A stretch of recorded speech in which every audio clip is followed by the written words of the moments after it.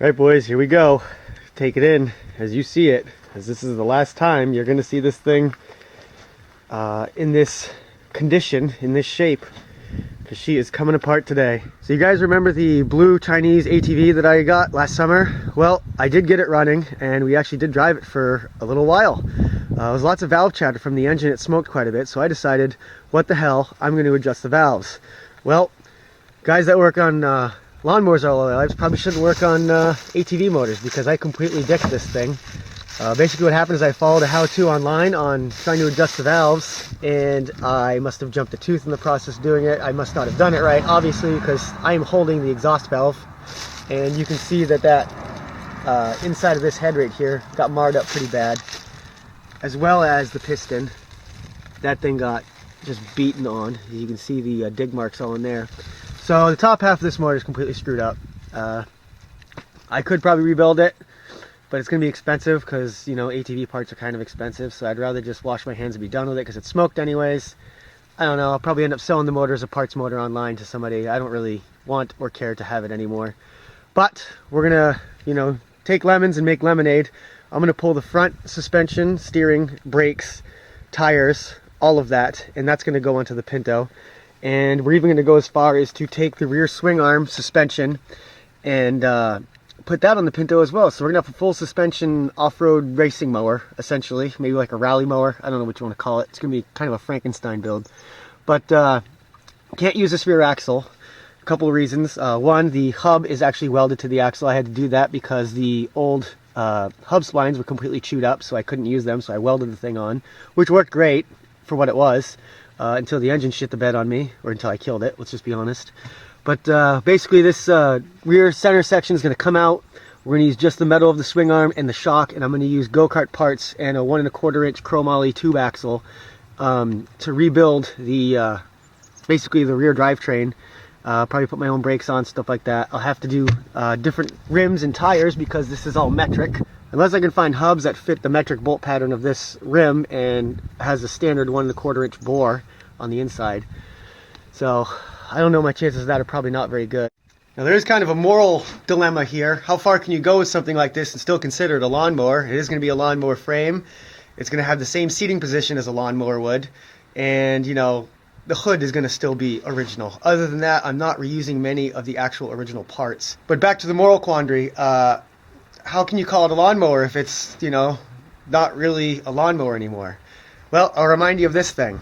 This started life as basically the same lawnmower. Now, basically, the only thing that remains is the hood and frame, and everything else is literally a go-kart part. So you can't really consider this a lawnmower either.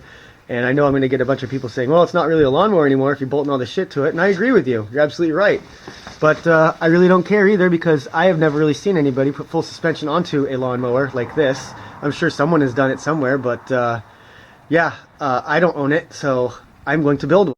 So I'm just going to get started right now, tearing this thing completely down the frame and reinforce it with some steel, and then basically I'm going to peel apart that four-wheeler and basically harvest all of its organs and start bolting and welding onto this thing. But I'm not going to make you watch all that, so through the magic of editing, next time you see this, it'll be a pile of parts. Ta-da! Completely broken down. And just kind of a pain because this frame had studs sticking out of it, which you can see there's a little bit of damage there. I had to pound these things out. They're welded on the inside of the head, basically set up inside through the frame like that. Glad I'm not going for show on this one like I did the go-kart racing mower thing, because this one's going to be a lot less perfect, to say the least. I've done that once and I'm over it. But here's the parts that I basically took off the chain. These are actually tie rods. It's interesting. But yeah, the steering wheel, hood, the transmission, which does work, I checked it out, rear axle, and the seat, which none of that's going to be used. So yeah, now we got to concentrate on reinforcing the inside of these gussets with some 1x2 steel. I think I can get it in there. Or actually it's 1 by 1.5 steel, but either way, I gotta cut some steel, weld some stuff up, and see if we can stiffen this baby up. Here's the steel I will be using. This is 1 by 1.5. I think it's 1/8 inch wall. It's pretty heavy for what it is, but the idea is it's gonna set right inside these frame rails. like that. So that should offer a ton of rigidity. Obviously I got to trim it to fit, but that'll get welded in there. So I'm still using the original frame, just seriously reinforcing it because this stuff bends like wire. It's pretty bad how flexible it is when it's all taken apart.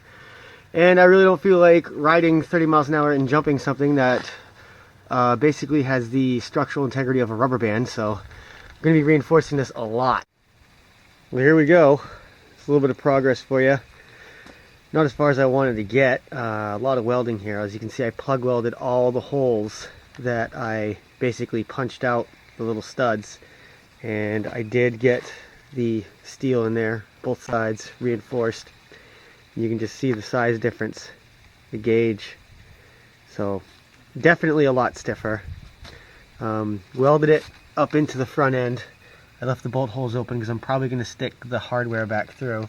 Not so much for strength or support, more or less just aesthetics, just to kind of keep the bolt look, even though it's pretty much all welded firmly in place. I haven't got the rear bumper plate, which is sitting over there. I haven't put that back on yet because I'm not really sure how this is all going to lay out with the rear swing arm and everything, so I'm actually going to leave that off until I get the suspension. I may bolt it on just temporarily so these ends don't like deflect back and forth, so the frame actually stays true.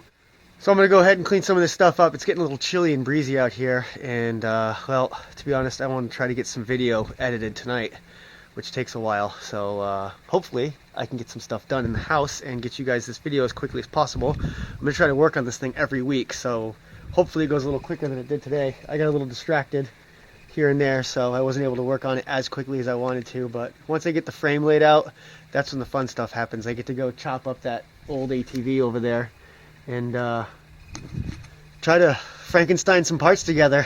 But let me know what you guys think. Overall, comments and suggestions are always welcome. Leave a like for the video if you guys enjoyed. It helps me out a lot. But hopefully we'll see you next week.